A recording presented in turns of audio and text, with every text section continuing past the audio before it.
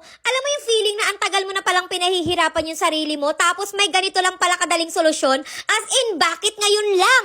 Hindi siya hype-hype ha. Tried and tested na talaga to. At promise, once na mahawakan or magamit mo to, wala. Tapos na. Budol na talaga to for life. At ang pinaka-fave ko, hindi lang siya basta aesthetic eh. Worth every peso talaga. Hindi mo na kailangan gumastos ng bongga para sa something na legit na makakatulong, nakakagaan ng araw at nakakaganda ng routine mo. Kaya kung hindi mo pa na-check out to girl, hala bakit? Ito na yung sign mo. Gamitin mo na tong moment na to para i-prioritize mo naman yung sarili mo kahit minsan lang. Kasi deserve mo naman to, no? At pag na-try mo na, babalikan mo talaga tong video na to at sasabihin mong, ay legit nga, tama siya.